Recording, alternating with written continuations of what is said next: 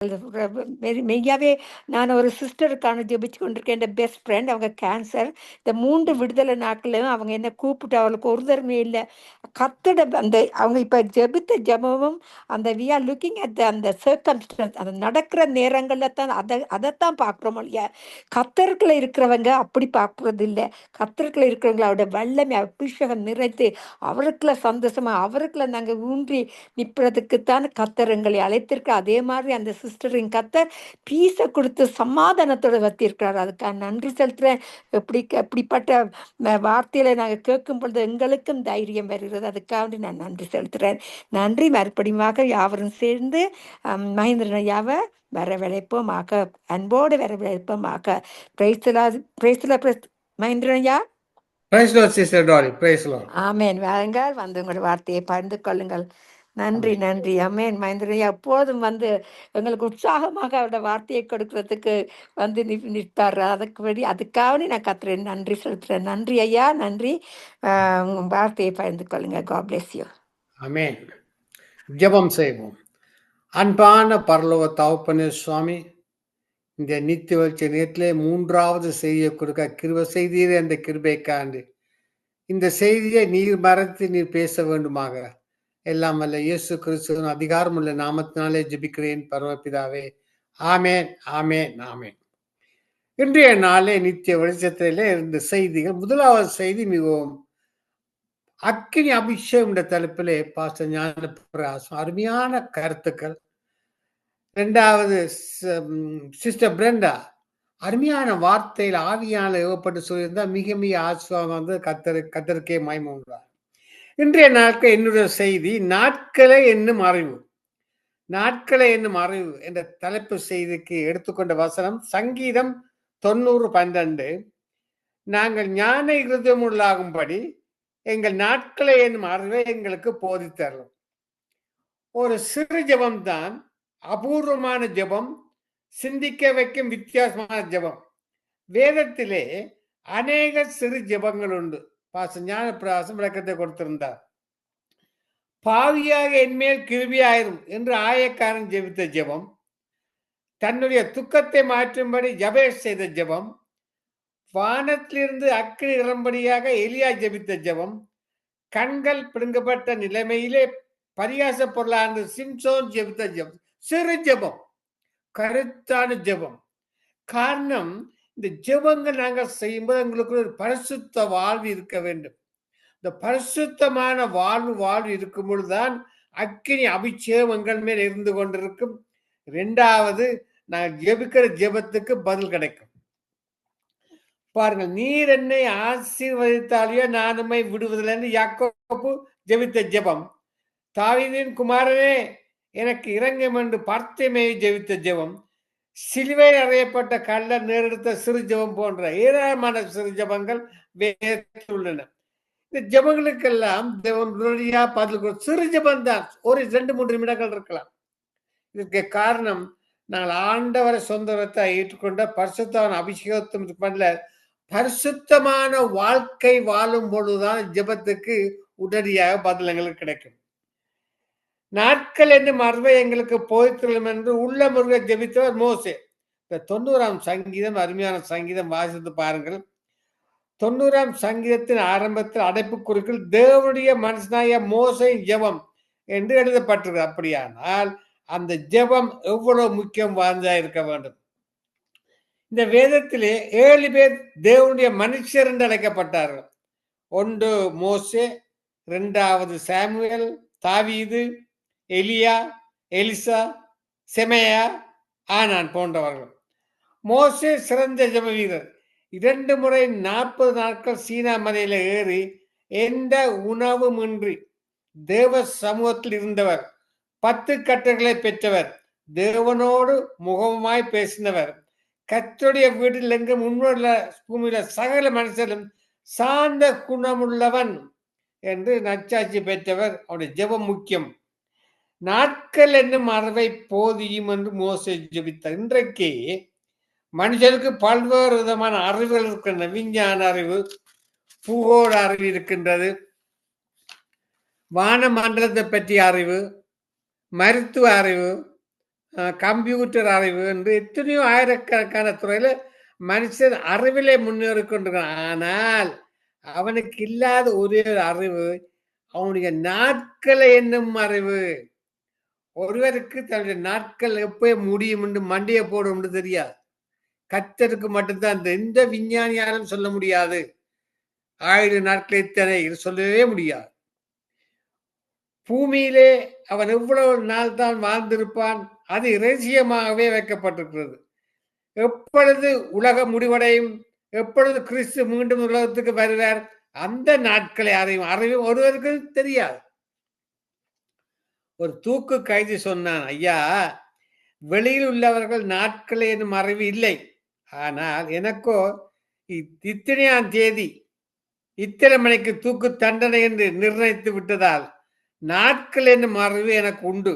ஆனால் அந்த அறிவு மரண பயத்தை தந்து என்னை வாட்டுகிறது என்றான் கண்ணீரோடு. மரண பயத்தை தந்து தேவன பிள்ளைகளுக்கு பயப்படாதே என்று 365 நாட்களுக்கு ஒவ்வொரு நாளும் சொல்லி இருக்கு. அருமையான விளக்கம் அது. 365 நாட்கள் பயப்படாதே பயப்படாது. டாக்டர் ஜஸ்டின் பிராவரன், சகோதரர் சங்கர் போன்ற அநேக தேவனுடைய ஊழியக்காரர்கள் இளமையிலே மறுத்து போனார்கள். நாட்கள் என்னும் அறிவு அவர்களுக்கு மறைக்கப்பட்டிருந்தது. 2 பேருக்கும் நீண்ட கால ஊழிய திட்டங்கள் எதிர்பார்ப்பு இருந்தன. நாட்கள் எனும் அறிவு நமக்கு இருக்குமானால் ஒவ்வொரு வினாடி நேரத்தையும் நாம் பயன்படுத்திக் கொள்ளலாம். நாட்கள் பொல்லாதவரானபடியால் காலத்தை பிரயோஜனப்படுத்துங்கள் எபேசியர் 5:16 சொல்லுது. இரட்சிப்பை அறியாத மக்களுக்கு சுவிசேஷத்தை அறிவிக்கவும் இரட்சிப்பை மக்களுக்கு எழுப்புதல் கொண்டு வர நமக்கு கடமை உண்டு. இப்ப சங்கமா வானொலியில நித்திய விழிச்ச நேரத்திலையும் வார்த்தையை கொடுக்கிறோம். காரணம் என்ன? எங்களுடைய கடமை. நாங்கள் வார்த்தையை கொடுக்க வேண்டும், தாளந்தை கொடுக்க வேண்டும், உலகத்துள்ளோர் கேட்க வேண்டும், ஆண்டவர் சொந்தராக ஏற்றுக்கொள்ள வேண்டும். காலத்தின் அருமையான அறந்து வாழ அவர்கள் கண்ணீர் விடுவாய். நேரம் குறுகிய நேரம் தான் இருக்கின்றது. நாளைக்கு நடப்பது உங்களுக்கு தெரியாது. உங்கள் ஜீவன் எப்படிப்பட்டது? கொஞ்ச காலம் தோன்றி பின்பு தோன்றாமல் போல் புகையை போல் இருக்கிறது. பாருங்க, இந்த பிளைட்ல இத்தனை பேர் போனார்கள், ஆடி பாடி சந்தோஷமா போனார். சில நிமிடங்களில் அத்தனை உயிரும் பரவி போனது. தாவீது என்று சொன்னார், இயேசு என் நாட்களை 4 விரற்கடையாக்கினீர், என் ஆயுசு உமது பார்வைக்கு இல்லாது போட்டிருக்கிறது, எந்த மனுஷனும் மாயை என்று நிச்சயம். சங்கீதம் 39:5 சொல்லுகிறது. யோபு பக்தர் என்ன சொன்னார்? என் நாட்கள் நெய்கிறவன் எறுகிற நாடாவிலும் தீவிரமாய் ஓடுகிறது, அவைகள் நம்பிக்கை இல்லாமல் முடிந்து போகும். யோபு 7:6. சங்கீதக்காரன், என் நாட்கள் காலையிலே முளைத்து பூத்து மாலையிலே அறுப்புண்டு உலர்ந்து போம் என்றார். சங்கீதம் 99. பவுல் என்று சொன்னார், இந்த கூடாரத்தில் நான் தவித்து நம்முடைய பரம வாசனத்தை தரித்து கொள்ள மிகவும் வாஞ்சியா இருக்கிறேன்னு சொல்றேன். பிறந்த நாட்களை அநேக பேர் விமர்சையா கொண்டாடுகிறார்கள். ஆனால் பிறந்த நாள்ல பெரிய கெட்டுக்குதல், பெரிய எவ்வளவோ பணம் வச்சு கொண்டாடுகிறார்கள். ஆனால் தங்களுடைய மரண நாளை குறித்து நினைத்து கூட பார்ப்பதில்லை. பயப்படுகிறார்கள் உலகத்தை. நாங்கள் பயப்பட வேண்டிய பயப்படாதே, நான் உன்னுடனே இருக்கிறேன், தீயாதே, நானும் தேவன், நான் உன்னை பலப்படுத்த சகாயம் பண்ணுவேன், நீதியின் கடத்தினால தாங்க வேண்டி வேதம் சொல்றது. பயப்படக்கூடாது. ஆமீன். அடுத்து, பிறப்பு எப்படி நிச்சயமோ அப்படியே மரணமும் நிச்சயம். ஒரே தரம் மரிப்பதும் பின்பு நியாயத்தீர்ப்படைவது மனுஷனுக்கு நியமிக்கப்பட்டிருக்கிறது அல்லவா? சிலர் வாழ்க்கையை நீர்க்குமிழிக்கு ஒப்பிடுகிறார்கள். அழகாய் தோன்றுகிறது, பிரகாசமாய் ஜொலிக்கிறது, திடீரென்று உடைந்து மறந்து போடுவது. மனிதனுடைய வாழ்க்கையை ஒரு கதைக்கு ஒப்பிட்டு வேதம் பேசுகிறது. பாருங்க, குறுகிய காலத்திலே நாம் செய்ய வேண்டிய முக்கியமான கடமை உண்டு. அந்த இரட்சிப்பை பெற்றுக்கொள்ள வேண்டிய கடமை கிறிஸ்துவுக்கு நம் உள்ளத்தில் இடம் கொடுத்து நம்முடைய பங்காக துணையாக கொள்வோமானால் நிச்சயம் நித்தியமான ஆசீர்வாதத்தை பெற்றுக்கொள்வோம். இந்த வாழ்க்கையில் தான் நம்மை உருவாக்கினவரையும் நம்மை தேடி வந்தவரையும் நமக்காக உயிரை கொடுத்தவரும் அறிந்து கொள்கிற பாய்க்கிழமை கிடைத்திருக்கிறது. அல்லேலூயா. அறிந்து கொண்டால் கிறிஸ்து எனக்கு ஜீவன், சாவு எனக்கு ஆதாயம் என்று சந்தோஷமாக கூறலாம். கர்த்தர் இரட்சிப்பை மிகவும் எளிதாக தருகிறார். பூமியின் எல்லை எங்கும் உள்ளவர்களே, என்னை நோக்கி பாருங்கள், அப்பொழுது ரட்சிக்கப்படுவீர்கள். கர்த்தராகிய இயேசு கிறிஸ்துவை விசுவாசி, அப்பொழுது நீயும் உன் வீட்டாரும் ரட்சிக்கப்படுவீர்கள். நித்தியம் என்றால் முடிவில்லாத காலம். ஒரு லட்சம் ஆண்டுகளா அல்லது ஒரு கோடி ஆண்டுகளா தெரியாது. ஒரு மனிதன் மரிக்கும் போது அவன் சரீரம் கீழே விழுகிறது, ஆவியும் ஆத்மாவும் வெளியேறுகிறது. அப்பொழுதுதான் இந்த ஆத்மா நித்தியத்துக்குள் வந்து விட்டதை அறிந்து கொள்ளுகிறது. பயப்படுகிறது, மறுபடியும் சரீரத்துக்குள் பிரவேசிக்க எவ்வளவோ முயற்சி பார்க்கிறது, முடிவதில்லை. பூமியிலே வாழும் போது இறைச்சியை பெற்ற பரிசுத்தவாய் வாழ்ந்த கடைசி வரை கிறிஸ்து நிலைத்திருந்தால் மரித்தும் அந்த ஆத்மா வரவேற்பதற்கு தேவதூதர்கள் வருகிறார்கள். பாருங்க, ஸ்தேவான் மரித்தான், ஆண்டவர் முகத்தை எழும்பி நின்றார். ஆனால் பாவத்தோடு மரிப்பாரானால் அந்த ஆத்மா எடுத்துக்கொண்டு போக பிசாசுகள் வருகின்றன. யூதாஸ் காரியத்தின் இன்றைய நிலைமை என்ன? அவன் அக்கினி கடலில் ஏறக்குறைய 2000 ஆண்டுகள் தவித்து துடித்துக் கொண்டிருக்கிறான். ஐயோ, பூமியில் எனக்கு கிடைத்த சம்பத்தை தவறுவிட்டேனே என்று தாங்க முடியாத வேதனை அனுபவித்துக் கொண்டிருக்கிறார். இப்படித்தான் இந்த நித்திய விளர்ச்சி நேரத்தை சங்கமான வார்த்தை கொடுத்த தாசர்கள் இதேதான். தவற விட்டேனே, வார்த்தையை கொடுக்க தவறு விட்டேன் என்று தாங்க முடியாத வேதனையால் அனுபவித்துக் கொண்டிருக்கிறார்கள். பாருங்கள், ஐஸ்வர்யான் நிலங்களை நன்றாக விளைந்தன, அவன் தனக்குரிய பேசினான், ஆத்மாவே உனக்காக பல ஆண்டுகள் தேவையான எல்லாவற்றையும் சேர்த்து வைக்கிறேன், ஆகவே நீ புசித்து குடித்து இளைப்பாறு சந்தோஷமா இரு என்றார். ஆனால் கர்த்தர் என்ன சொன்னார்? மடையா, இன்று உன்னுடைய ஆத்மா உன்னை விட்டு எடுத்து போகுமானால் நீ சேர்த்து வைத்து எல்லாம் யாருடையதாகும் என்று கேட்டார். அநேகர் பூமிக்குரிய எதிர்கால திட்டங்களை போடுவார். எங்கே வீடு கட்டலாம், எங்கே பணத்தை சேகரிக்கலாம், எங்கே வட்டி கிடைக்கும், ரிட்டையர் ஆனப்பட இந்த வீட்டிலே தங்க வேண்டும். இப்படியாக அவர் இம்மைக்காக மாத்திரமே தேவன் நம்பிக்கை வைக்கிறார்கள். உலக ஐஸ்வர்யங்கள், உலக செல்வ மயக்கங்கள் நித்தியத்தை காண முடியாத கண்கள் குருடாக்கி வைத்திருக்கின்றன. ஒரு நித்திய சந்தோஷம் அல்லது நித்திய வேதனை இன்றைக்கே நாம் தீர்மானிக்க வேண்டும். அதுதான் ஞான இருதயம். நாங்கள் ஞான இருதயம் உள்ளாகும்படி எங்கள் நாட்களின் மறவை எங்களுக்கு போய்த்தரும். இந்த பூமியிலே குடும்பமா சந்தோஷமா வாழ்கிறோம் என்ன, நித்தியத்திலும் அப்படி வாழும்படி இந்த குடும்பத்தில் உள்ள ஒவ்வொரு ரட்சிப்புக்காக ஜெபியுங்க. லோத்து குடும்பமாக சோதோமை விட்டு வெளியேறி வந்தார் அல்லவா? நோவா குடும்பமாக பேலையிலே ஏறப்பட்டு பாதுகாக்கப்பட்டார் அல்லவா? நீங்களும் குடும்பமாக கிறிஸ்துவில் பிழைக்கில் ஓடி வந்து விடுங்கள். பாருங்கள், இந்த உலகத்திலேயே கொடிய விஷயம் கருணாக பாம்பின் விஷயம் அல்ல, சைனட் குப்பிகள் விஷயமும் அல்ல, அவர் சரீரத்தை மாற்றும் அழிக்கக்கூடிய. ஆனால் பாவம் என்கிற விஷயமோ ஆவி, ஆத்மா, சரீரம் மூன்றையும் அழித்து விடக்கூடியது. பாவத்தை மிக கொடுத்தமே நமக்கும் தேவனுக்குடைய பிரிவினை உண்டாக்குறது. கர்த்தருடைய ஐக்கியத்தை விட்டு நம்மை துண்டிக்கிறது, தேவ பிரசத்தை விட்டு தூரப்படுத்துகிறது. எசாயா 59:2 என்ன சொல்லுகிறது? உங்கள் அக்கிரமங்களே உங்களுக்கும் உங்கள் தேவனுக்கும் நடுவாக பிரிவினை உண்டாக்குறது, உங்கள் பாவங்களே அவர் உங்களுக்கு செவிகொடாதபடிக்கு முகத்தை உங்களுக்கு மறைக்கிறது. சாத்தான் பாவத்தை இனிமையா காண்பிக்கிறான், அனுபவி ராஜா, அனுபவி என்று அழைக்கிறான். ஆனால் முடிவிலே பாதாளத்திலே தள்ளுகிறான். பன்றிகளுக்கு சர்க்கரை வள்ளிக்கிழங்கை காண்பித்தது கசாப்பு கடையை கொண்டு போல நரகத்துக்கு இழுத்து செல்லுகிறான். ஆதாம் ஏவாளை மாற்றினான். விலக்கப்பட்ட கனியை புசித்தால் உங்கள் கண்கள் திறக்கப்பட்டு தேவனை போல் ஆவீர்கள் என்றார். முடிவிலே பாவம், சாபம், வியாதி, மரணம் பரிசாக கிடைத்தது. பாவம் பூரணமாகும் போது மரணத்தை பிறப்பிக்கும். பாவத்தின் சம்பளம் மரணம். பாவம் செய்கிற ஆத்மாவே சாகும். நீ நன்மை செய்யாதிருந்தால் வாசம் உன் வாசற்படியிலே படுத்திருக்கும். அவன் எலும்புகள் அவனுடைய வாழ வயதின் பாவங்களால் நிறந்து அவனோடு கூட மண்ணிலே படுத்துக் கொள்ளும். வேதம் எச்சரிக்கிறது, தன் பாவங்களை மறக்கிறவன் வாழ்வடைய மாட்டான், அவைகளை அறுக்கை செய்து விடுகிறவனும் இரக்கம் பெறுவான்.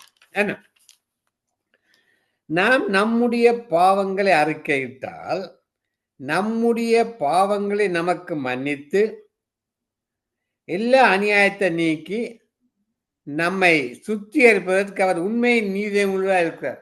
பாருங்கள், இயேசு கிறிஸ்து நம்முடைய பாவ பரிகாரத்துக்காக தம்மையே சிலுவையில் அர்ப்பணித்தார்.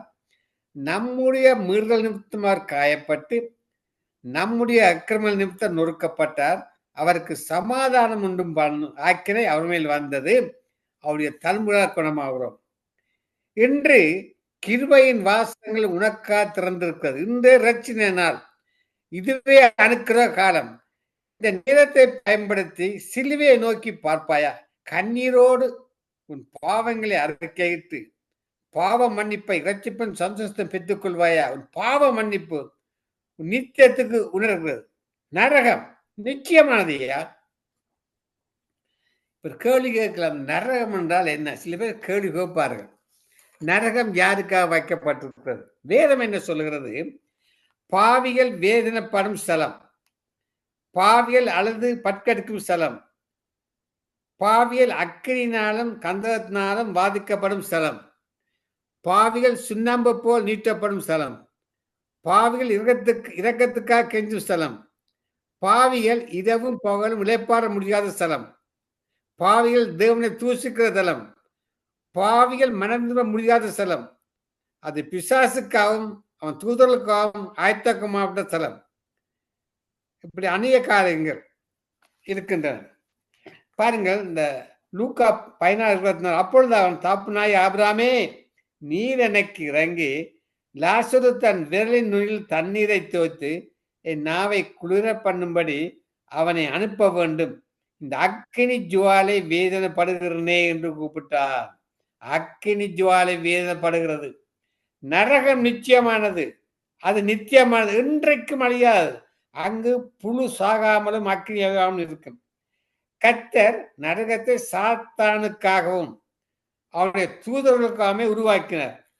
யார் யார் கர்த்தரை பின்பற்றாமல் சாத்தானை பின்பற்றுகிறார்களோ அவர்களை பாதாளத்தில் பங்கு பெறுவார்கள். பாருங்கள், நரகத்தில் கிடந்து வேதனைப்பட்ட ஐஸ்வரன் லாசரை அனுப்புங்கள் என்று கேட்டான். இப்பொழுதுதான் லாசருமே அவனுக்கு அக்கறை வந்தது. லாசரை அனுப்புங்கள். பாருங்கள், நரகத்திலே கிடக்கிற கோடிக்கான மக்கள் ஒவ்வொருவரும் பார்த்து சொல்ற செய்தி உண்டு. எந்த சூழ்நிலை இங்கே வந்து விடாதிருங்கள். உலகத்திலே வாழ்கிற மக்களிடத்திலே சுவிசேஷத்தை அறிவித்து அவர்களை எப்படியாவது நரகத்துக்கு இது எங்களுடைய கடமை. இந்த உலகத்துள்ள மக்கள் ரட்சிக்கப்பட்டு நரகத்துக்கு போகாதபடி பாதுகாப்பது சங்கம வானொலி நித்திய வடிச்ச நேரத்தின் ஊழியக்காரர்கள் தாழ்ந்து பிள்ளைகளுடைய கடமை. இந்த பரலோகத்துக்கு ஒரே ஒரு வழிதான் உண்டு, ஒரே ஒரு வழிதான். அந்த வழி இயேசு கிறிஸ்து. அவரே வழியும் சத்தியமும் ஜீவனுமானவர். ஆனா பாதாளத்துக்கு 1000 வழிகள். வேசியின் வீட்டின் வழியாகவும் பாதாளத்துக்கு இறங்கலாம், குடித்து வெறித்து பாதாளத்துக்கு இறங்கலாம், மற்றவர்களை ஏமாற்றி பிழைத்து பாதாளத்துக்கு இறங்கலாம். மனுஷருக்கு செம்மியா தூண்டுற வழிகள் உண்டு, அது முடிவோ மரண வழிகள். பாருங்கள், சொதோம் குமாரவிலே அக்கினிலிருந்து அழிய போது லோத்துக்கு தெரியவில்லை. கர்த்தரோ லோத்தின் மேல் அன்பு பாராட்டி எச்சரித்தார். உன் ஜீவன் தப்பி ஓடிப்போ, பின்னிட்டு பாராதே, இந்த சமபூமி இல்லாதே, அழியாபடிக்கு மலைக்கு ஓடிப்போ. பயப்படுகிறவர்களும் அவிவாசிகளும் அருவருப்பாளர்களும் கொலை பாதகரும் விபச்சாரக்காரரும் சூனியக்காரரும் விக்கிர ஆதனைக்காரரும் பொய்யர் அனைவரும் 2ஆம் மரணமாய் அக்கினி கந்தகத்தில் எரிது கடலிலே பங்கடைவார்கள். இன்றைக்கு கர்த்தர் நமக்கு முன்பாக ஒரு மரண வழியையும் ஜீவ வழியையும் வைத்திருக்கிறார். எந்த வழியை தொடர்ந்து கொண்டு போறீர்கள்? இதை கேட்டுக்கொண்டிருக்கிற சகோதரி சகோதரியே, உன்னுடைய வாழ்க்கையிலே நீ என்னென்ன செய்யலாம் ஆட்கால் நாட்களின் மறைவு நாங்கள் ஞான இருதயமுள்ளாமல் எங்கள் நாட்களின் மறைவு எங்களுக்கு போய் தரும்.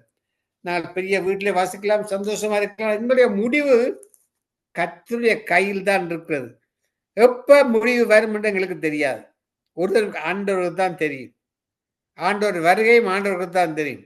எனவே இந்த நாட்களுக்கு முன் நாங்கள் தேவனுடைய நாமத்தை மகிமைப்படுத்த எங்களால் முடியும் அளவு சுவிசேஷத்தை கூறி இந்த உலகத்தில் எல்லோரும் ரட்சிக்கப்படும் இயேசு வகையில் எடுத்துக்கொள்ளப்பட கர்த்தர் கிருபை செய்வாராக. ஜெபம் பண்ணுவோமா? அன்பான பரலோக தகப்பனே, சுவாமி, இந்த செய்தி மறு உலகத்தில் போகும்பொழுது அநேகர் கேட்டு, சுவாமி, இருக்கிற காலங்களில் இந்த ஆண்டவரை சொந்த ரட்சகராக ஏற்றுக்கொண்டு ஞானஸ்தானம் பெற்று பரிசுத்த ஆவியாக பெற்று பரிசுத்த வாழ்ந்து அக்னி அபிஷேகம் பெற்று மற்றவர்களுக்கு ஊழியம் செய்யும் பிள்ளைகளாக வார்த்தையை கொடுக்கும் பிள்ளைகளாக மாற்றி அமைக்க வேண்டுமாக எல்லாம் இயேசு கிறிஸ்து அதிகாரமுள்ள நாமத்தினாலே ஜெபிக்கிறேன் பரமபிதாவே. ஆமென், ஆமென். ஆமென், ஆமென், ஆமென். நாட்களை அறியும் அறிவை தரும் அருமையான வார்த்தைகள் மூலமாக ஆசீர்வதிக்காயா. இந்த படத்தை எனக்கு வந்து காலங்கள் உமது கரத்தில், காலங்கள் உமது கரத்தில், என் காரியங்கள் எல்லாமும் சமூகத்தில், மறைவானதொன்றுமில்லை தேவா, அனுதினமும் வழி நடத்தும் நாதா, ஆமென். நாட்களை என்னும் அறிவித்தாரும், என் வாழ்க்கையின் நோக்கம் எமக்கு கூறும், நாட்களை என்னும் அறிவித்தாரும், என் வார்த்தையை என்னும் நோக்கத்தை தாரும், விசுவாச ஓட்டத்தை முடித்து ஜீவ கிரீடம் பெற கிருபை எனக்கு தாரும். ஆமென். அவர் நாட்களை எண்ணும் அறிவு ஆண்டவருடைய கடத்துல தான் இருக்குது. அந்த நோக்கத்தை கர்த்தர் மகேந்திரன் ஐயா மூலமாக எங்களுக்கு தெளிவாக எப்படி கர்த்தருக்குள்ள நான் காத்திருக்கணும். மோசையை நடத்தினார், தாவீதை நடத்தினார், எலியாவின் ஜெபம், தாவீதின் ஜெபம், இவர்களோட சிறிய சிறிய ஜெபத்தின் மூலமாக கர்த்தர் எப்படி ஆசீர்வதித்தாரோ எங்களையும், எங்களுடைய கண்களை அவர் பார்க்கிறார். காலங்களை அவருடைய கரத்தில், அவருடைய சமூகத்தில் நாங்கள் இருக்கும் பொழுது அவர் எங்களுக்கு யாவற்றையும் அவருக்குள்ள மகிழ்ச்சியாக இருப்பதற்கு எங்களை ஆசீர்வதிப்பார். நன்றி ஐயா, அருமையான வார்த்தை மூலமாக எங்களை ஆசீர்வதித்தீங்க. உங்களையும் உங்களுடைய குடும்பத்தாரையும் கர்த்தர் மென்மேலுமாக ஆசீர்வதிப்பாராக, ஆசீர்வதிப்பாராக. வானொலி குடும்ப சார்பாக வாழ்த்துறோம், ஆசீர்வதிக்கிறோம்.